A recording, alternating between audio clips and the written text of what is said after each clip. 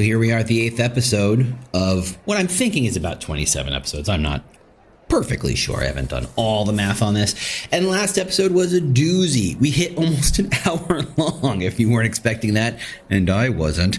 And you got through it. Good for you. There was a bit of a downer. It was a bit of a rough one. Hey, this sucks. Here's what's going on. Here's what you're doing wrong.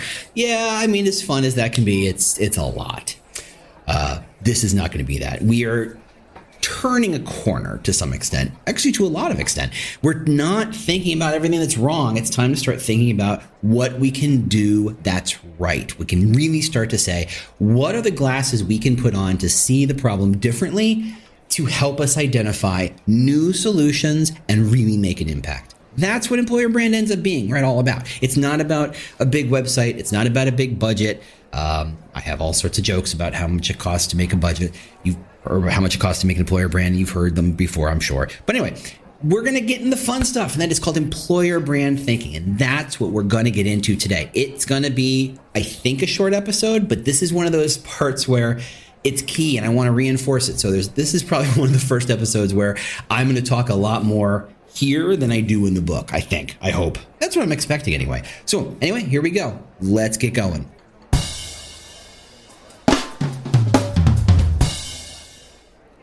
Hey everybody, James Ellis here.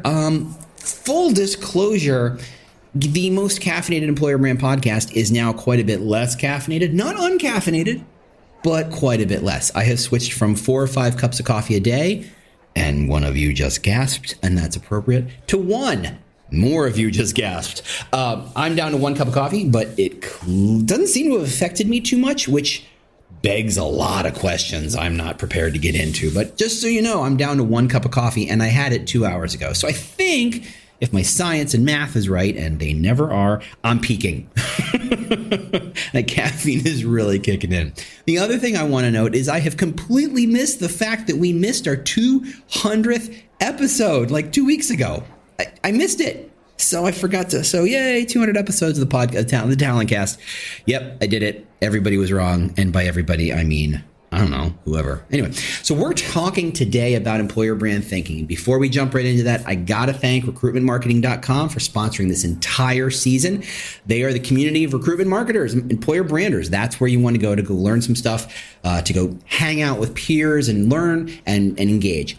Just so you know, what day did we pick? Hold on, I got to pick the date. I think we picked April 11. That sounds right. April 11 for me to do a Ask Me Anything live. So if you are enjoying the podcast and you have questions, and you certainly might, or you have complaints, and you certainly might, go join the community. Go sign up for the Ask Me Anything. I'll hang out. I'll happily answer questions as best as I can live for the community. So just so you know. So go sign up. That'll be an exciting thing.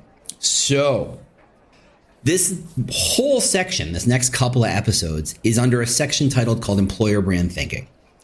I struggled with the title, and I struggled with this idea because I'm firmly in the belief that employer brand is not a tactic. It's almost not even a strategy. It's a way of looking at the world. It is a way of looking at talent acquisition. Talent acquisition used to be all about how do you bombard people with ads. And before that, it was all about where do you put that one ad so 1,000 people apply and you can feel like you have power when you select that person. Employer brand thinking it's almost like the difference between the agricultural world and the industrial world, right? It's just a change of thinking, and that change of thinking leads to so many other thoughts and ideas. So the concept that this is a employer brand thinking section reinforces this idea that it's actually, a philosophy book. If you're reading or listening to this, I guess now we're doing that.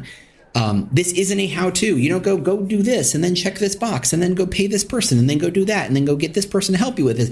There's some of that here, but ultimately your situation is yours and uniquely yours. And I think you should embrace that it is truly uniquely yours. There's a lot of similarities with a lot of other people, but there are parts of it that are uniquely yours. Anybody who comes in and says, oh, here's the answer, it's 7, you do this, and here's the deck that tells you how to do it, and here's a little ebook that kind of walks you through the steps, they are selling you something purely to sell you something that may or may not solve your problem. I, again, firmly believe that you, in that situation, have a much better opportunity to make real, powerful change in your organization around your talent acquisition, your talent, your thinking, simply by looking at the problem differently. You are going to be able to find solutions that no outside consultant or agency or what have you could bring to the table. Do I hate agencies? No, they have a lot to add. They have a lot of experience. They have a different perspective. But I would suggest start with yourself. And here we go. Employer brand and employer brand thinking is the lever that will change the recruiting and talent world. In an industry obsessed with best practice tactics, the coolest tool to plug in, and a focus on filling roles without any seeming care to long-term quality, thinking systemically is heresy, right? It's wrong. Why should you care if your choice is between someone who's clearly going to leave in 6 to 12 months versus someone who might seem a little out of whack or might see an unusual candidate, but could potentially stay here for 5 years and change the difference? What do you care as a recruiter? You don't. Your job is to put the butt in the seat. How do I know that? When's the last time you got metrics that says your hire stayed for X number of years? Never? Yeah, there you go. That's how I know. Because you don't know. Because no one ever measures you on this stuff. And if they don't measure it, it doesn't matter. To completely turn, was that Tom Peters or Drucker or somebody, turn that, you measure what matters, or what gets measured is what matters. If you're not measuring it, I guess it doesn't matter. And if you're not measuring tenure, if you're not measuring candidate quality or employee quality or hire quality, then I guess it doesn't matter to you. Probably matters to somebody, but it doesn't matter to recruiting. So like any kind of good heretic, I have a healthy skepticism for doing anything the way it's always been done. That's just how I'm wired. And I think on a lot of levels, it's probably a little how you're wired. And I think once you see this problem the way I see this problem, you will do the same. The last section, we talking about all these problems, made it really clear that no one can really justify funding a broken system the way it is.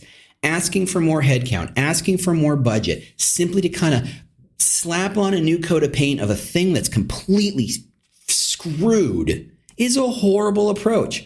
But it's how people tend to move forward, right? It's easier just to ask for a little more money, stick a body on it and move forward than just to say, what the heck are we doing wrong? What could we be doing differently? This whole section is here to provide a roadmap to help you dig up all the old thinking and see the possibilities that are literally right in front of you. And I know from experience, I've walked into companies, I've seen engaged with as a consultant, as an in-house person, I've seen companies that the answer is sitting right there in front of them and they don't have the eyes to see it. They're just so focused on the system the way it was, they simply can't see what could be. Later on, we're going to get into tactics and tricks and all the fun ideas and hacks you can use like right off the shelf. But right here, right now, you're going to have to change the way you see what's in front of you. That is where the hard work of being an employer brander truly lives. Your job is to change your way of thinking. Really good employer branders, they are really good at perpetually changing the way they see their world. They're always asking questions. They're always wondering what if. They're always saying, why do we do it that way? You're always asking, how do you see that world? Why does that recruiter do things that way? That makes no sense to me. Here's an example. I'm giving graphics and social media posts and content for specific jobs. And this is content that, I don't know, you could, as a recruiter, post on LinkedIn and get more traffic than the, hey, we're hiring, which, by the way, please, for the love of all that is holy, stop it. Oh my goodness. Don't do it. I have data that says it's a horrible choice. And yet everyone continues to do it, whatever. Screams the only sane man in an insane universe. I have this magic thing for recruiters. Heck, they can pass it to their hiring managers and have them share this stuff. And I'm giving it away for free. And it seems like it's laying there and recruiters don't know how to pick it up. Why? Because they're stupid? No, it's because it's not how they see the world. Great employer branding is about being incredibly flexible with your thinking about saying, whoa, if that's true, then how do we approach this? Because when you change your mindset and your perspective, there is a serious period of adjustment. And I think of it like a plane taking off, right? You get that smooth takeoff and it's really easy. And you bank as you turn to get your direction and your bearing where you're supposed to go. And you get to see all the buildings down there. And that's really nice.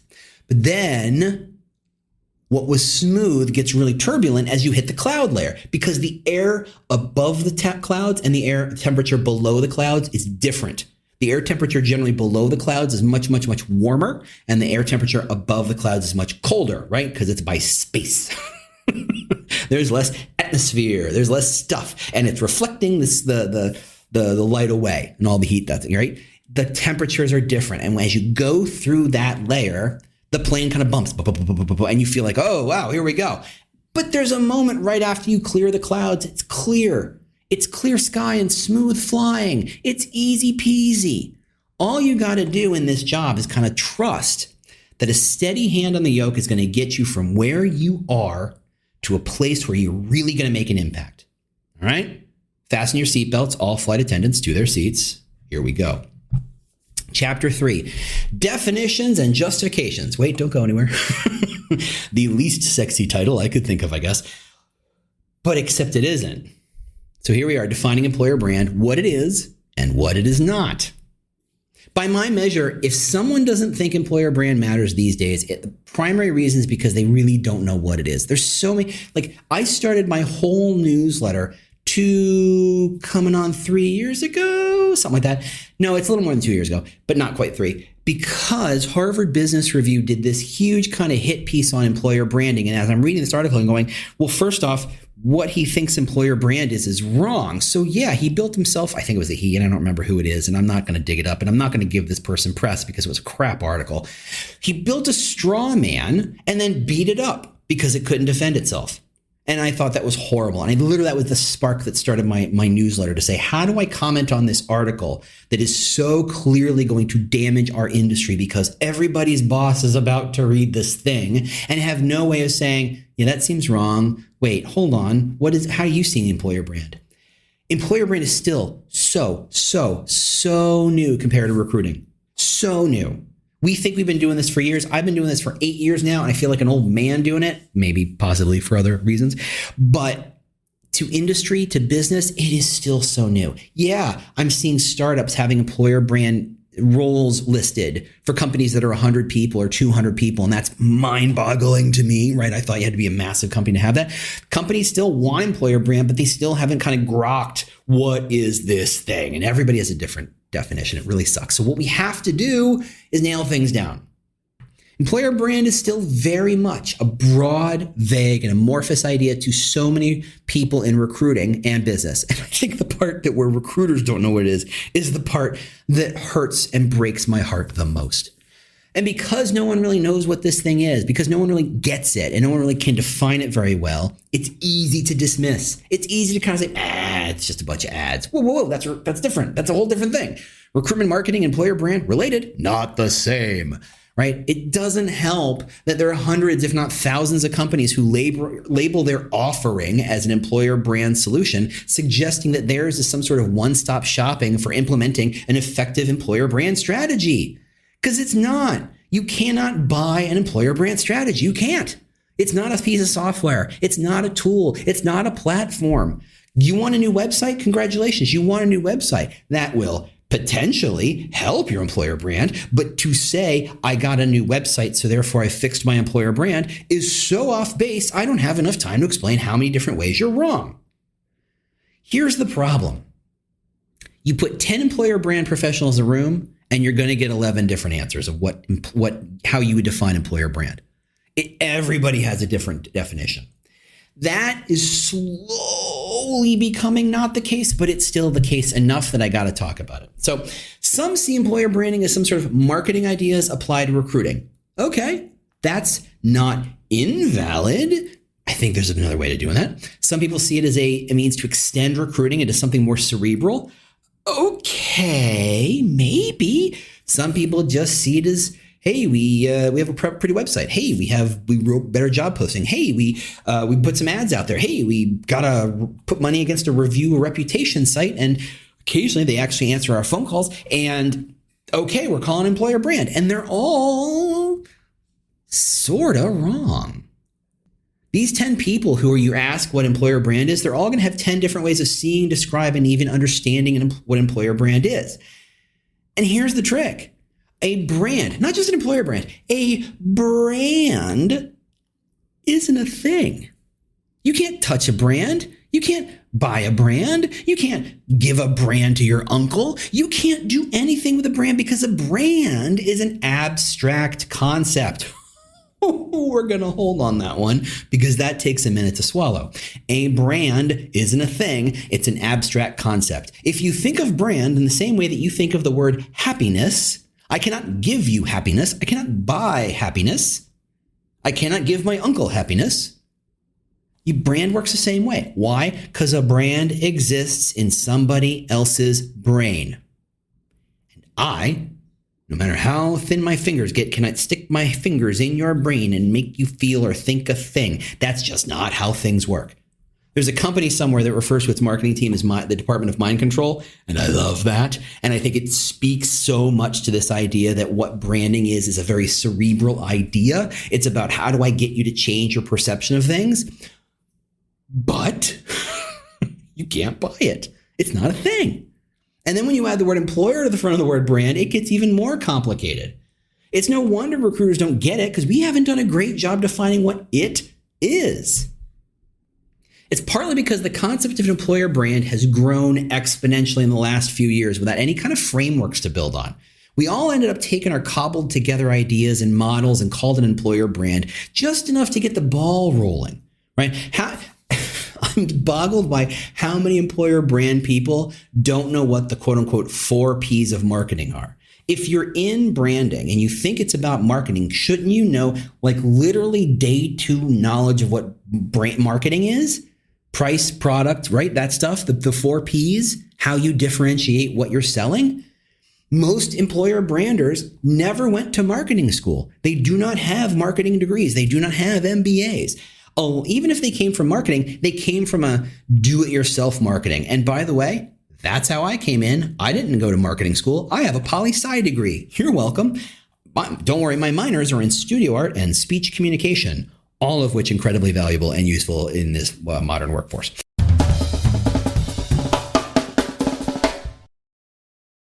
The world's best-known investor and Wall Street expert Warren Buffett once said, "Wall Street is the only place that people ride to in a Rolls-Royce to get advice from those who take the subway." Mr. Buffett's quote is remarkably accurate, but how many people would rather receive advice from him than someone simply guessing? Welcome to Buy, Hold, Sell, your single source for Wall Street knowledge and profitable guidance. Please join me, Todd Schoenberger, and fellow trader Tobin Smith, as well as host Veronica Dudo, for a podcast known to move the needle for investors. Tobin and I are seasoned Wall Street executives with deep investment experience, and we are prepared to share our advice to those who choose to listen. Download Buy, Hold, Sell today on the Evergreen Podcast Network or your favorite podcast channel.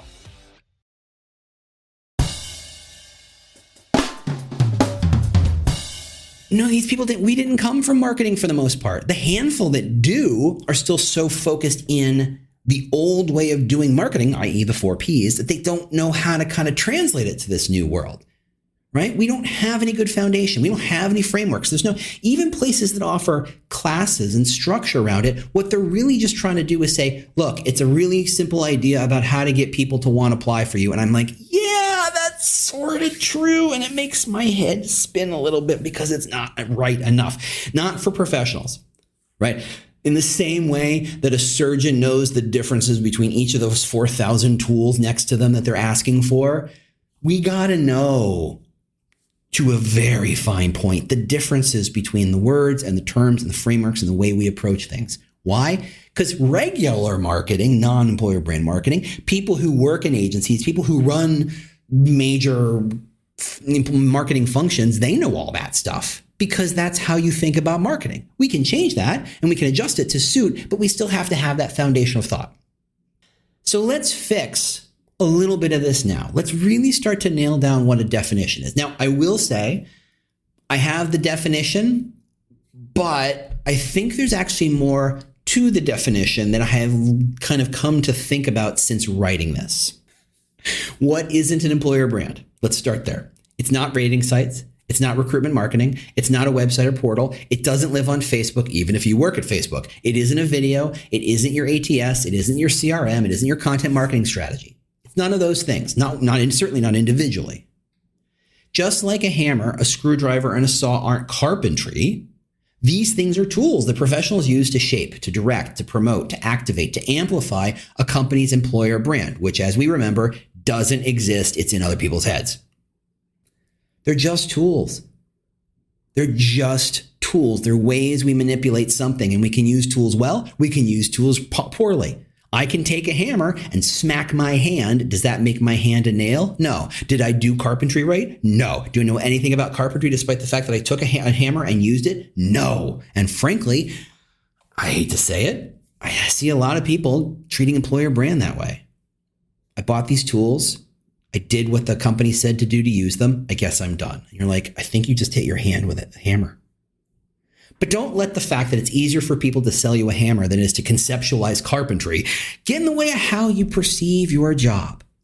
Here is my personal definition, which, by the way, isn't really completely mine. There's a lot of stuff at work here. And frankly, I'm stealing from huge people. I'm going to point to Richard mostly for helping me kind of refine this. And frankly, his ideas are in this part so much more than anybody else's right now. Here's how I define employer brand. Employer brand is the perception that lives in an individual's mind about what it might be like to work for you. That perception can come from all sorts of touch points, and we'll get into that. But a brand is the perception that lives in a person's mind, not yours, in somebody else's mind about what it must be like to work for you. That's the working definition for me and for the book.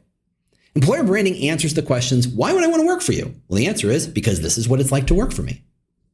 Simple as that. I mean, if that kind of made you go, whoa, say that again. I will. Employer branding answers the questions, why would I work for you? And the answer is, you would want to work for us because this is what it's like to work for us. That's an employer brand. Remember, employer brand is a perception that lives in an individual's mind about what it must be like to work for you. It answers that question. This means an employer brand isn't something you or a vendor can own or control. It's in somebody else's head. It isn't a function of your org chart. It's in somebody else's head. It's how an individual perceives you as an employer based on all sorts of inputs and all sorts of experiences and all sorts of touch points. And it all gets digested into their brain, not yours. And they go, oh, based on the following information that I've accrued over the last either 5 minutes or 5 years, I think it must be like X to work there. That's the employer brand.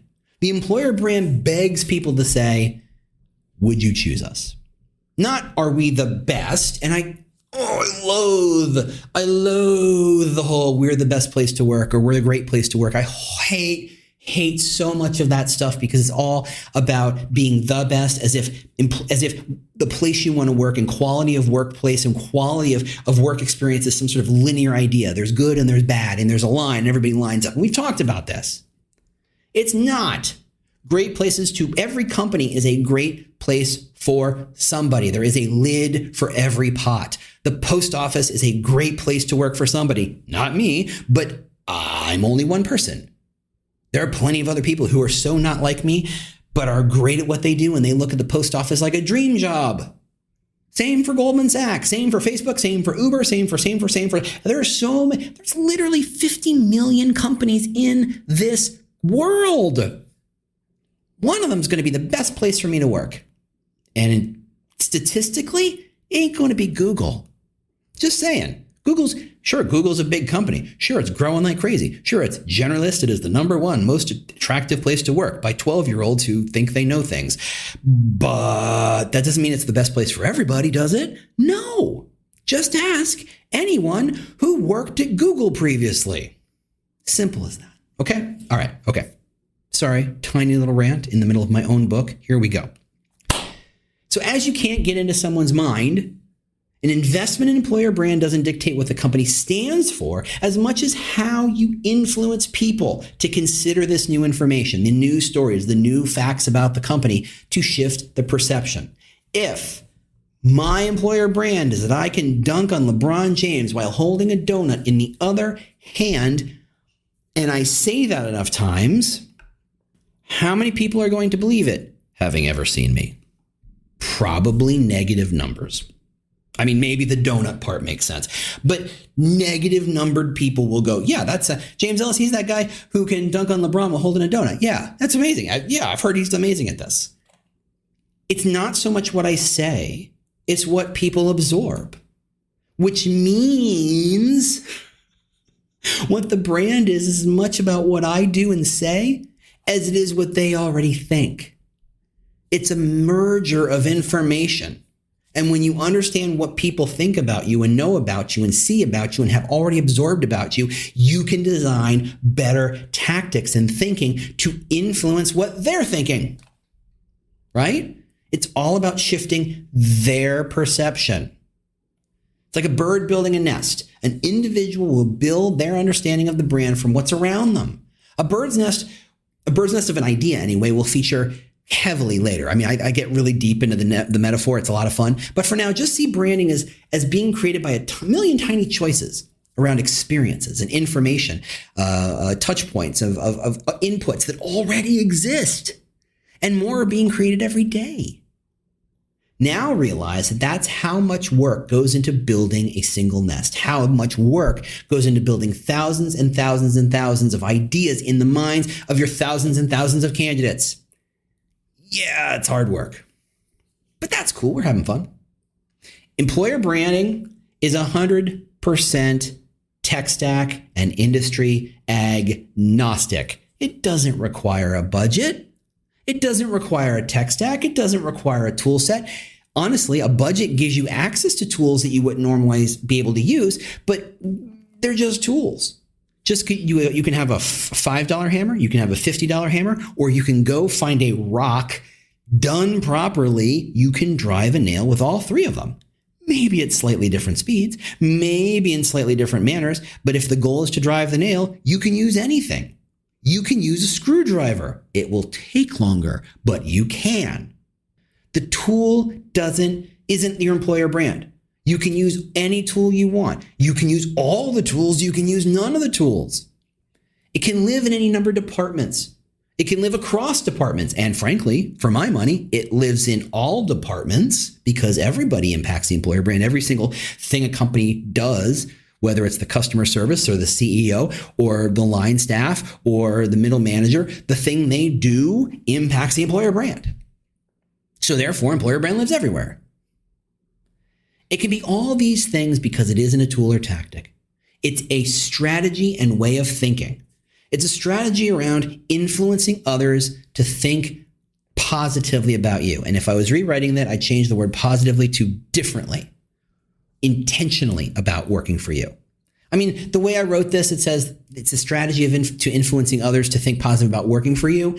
Yeah, I'm walking a line here. I would rewrite that sentence.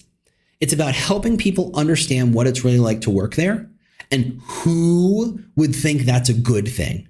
And if you do that well, the people who go, yeah, that does sound like me, and yeah, I would like that, they will line up to talk to you. And people who don't want that, they go away, and that's fine because you didn't need to talk to them anyway. They were never going to be happy at your company anyway. I mean, yeah, it's all an oversimplification of what you'll do, but that's a good guideline of how much work it takes to do employer branding right. Okay, I thought this was going to be a short one. It really wasn't. It wasn't the hour-long one it was last time. I want to take a moment just to kind of tack one more idea on if you're hanging out with me. The idea of what employer branding is useful because it helps explain to your execs and your leaders and people who need to know this stuff and the business, right? Again, those of you who are old enough to remember the actual Leave It to Beaver, who's the guy? The Eddie Haskell. Eddie Haskell was the older brother's friend who was kind of smarmy and was always lying. He always had an angle, that old Eddie Haskell. And he always referred to, somebody was teasing somebody or bugging somebody. He was always like, yeah, they're giving them the business. I always think of that every time I hear, well, the business thinks this. I'm like, oh, Eddie Haskell's back. Anyway, a little clue into how weird my brain is and how much TV I watched as a child. The answer is quite a bit. Thank you for asking. The definition is useful. It's helpful. It creates some focus around what we're doing and what we should be doing. The thing with employer brand is you literally will be asked to do everything. You want to do events, you're going to get events. You want to do some ads, you're going to get some ads. You want to do some Facebook, you're going to do some social. You want to do some LinkedIn videos, you're going to do some LinkedIn. How about LinkedIn Live? How about LinkedIn Live audio? How about Clubhouse? How about? And you're going to explode. Everything can be a tactic. Everything can be a channel. And that recruiter really likes Clubhouse and they're going to campaign for it. They're going to campaign that you help them do it. That recruiter, they do this weird thing where they play video games on Twitch and talk about jobs with people who play video games which is both weird and supremely inspired. Let's be fair. That's a great tactic. I love that. But they're going to ask you for help and you are one single human being and you can't know all that stuff and handle all that stuff and project manage all that stuff. And oh, by the way, you're building a new website and building a new brand and building new videos and building new content and blah, head explodes again. It's all that stuff. So the next step beyond the definition of what employer brand is to ask what it's for. And we've talked about this before in previous episodes outside the book, but I want to tuck this into the book because I think it's incredibly important. If we know what the employer brand definition is, the question has to be to what is it for? What are we doing this for? And the answer can't be to make it easier to hire. That's no. That's again, industrial revolution thinking, old school thinking. How many bodies can I get to apply for a thing? Wrong. The question around employer branding is what is it for? It's to create desire for your company, your job, your offerings to the people who want what you offer. It's a tiny little weird mathematical formula. If you take this thing you have and you put it in front of people who want that thing you have, you create desire. And that's actually what employer brand is. Take it apart for a second. It's not about we're the best. It's not about we're the coolest. If maybe you are and good for you, and maybe that's going to appeal to a certain person, that's fine. But it's about this is what it's like to work here. And there's a small audience, not a big one, because let's be fair, almost 8 billion people in this world coming on in the next couple of years. So even if 0.0000001% of the people want what you have to offer, you still have more applications than your tiny little ATS can handle. If you say crystal clearly what you have to offer and why someone would want that, the people who will want that, when they see it, they create desire. They will want that thing. They won't just want it. They will want that thing in the way that some people want Taylor Swift tickets, or some people want to know what the hell Kanye is doing, or people want that thing, right? Whatever that thing is today. I don't know. Everybody's got it. There's always a new thing, right? People will want that thing. That is what employer brand is for. To tell our story crystal clearly, to get a sense of this is what we're about in a credible, authentic, real, validatable, believable, all sorts of words here we can add here, to tell that story so the people who, having heard that story, want to work there, hear that story. So it's about what's the message, how do you get that message in front of them, basic marketing stuff, to an audience who wants to hear that, audience selection, again, basic marketing stuff. That creates desire, and that's your goal. You're there to create desire, not amongst the world, not for everybody. My mom will not desire working for you no matter how great you sound. She doesn't want to work there. Trust me. You're here to create desire amongst the people who will desire you. It's just kind of recursionistic. I don't know. I can't find it. That's a word. Maybe it's meta. I don't know. I'm a little confused. Anyway, that's what employer brand is for. So as you argue over what the definition is and with your leadership and what you're trying to do, keep in mind what you're doing it for. You're there to create desire for the thing you offer amongst people who want that thing you offer. Simple as that. So with that, I'm going to close this episode. Thanks so much for listening. Thanks so much for recruitmentmarketing.com for sponsoring this whole season. I really appreciate all the help on this one. If you have any questions, find me, call me, subscribe to my newsletter. It's only the #1 employer brand newsletter in the known universe, as far as I can tell. I haven't checked all the stars, but I admit. But as far as I can tell, we're the biggest. That's all we do is talk about employer brand. You can go to employerbrand.news, go to substack.com. I'm sorry, Substack, or no, it's employerbrandheadlines.substack. .com, something like that. Anyway, employerbrand.news is where you go. Otherwise, thanks so much for listening. I will see you next week. Bye.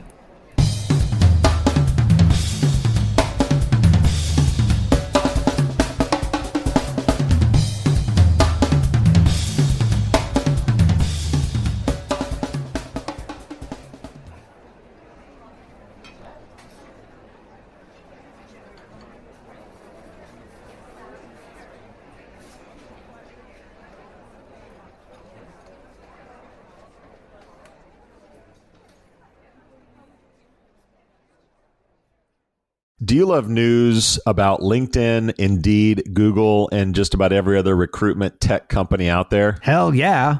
I'm Chad. I'm Cheese. We're the Chad and Cheese Podcast. All the latest recruiting news and insights are on our show. Dripping in snark and attitude. Subscribe today wherever you listen to your podcasts. We out.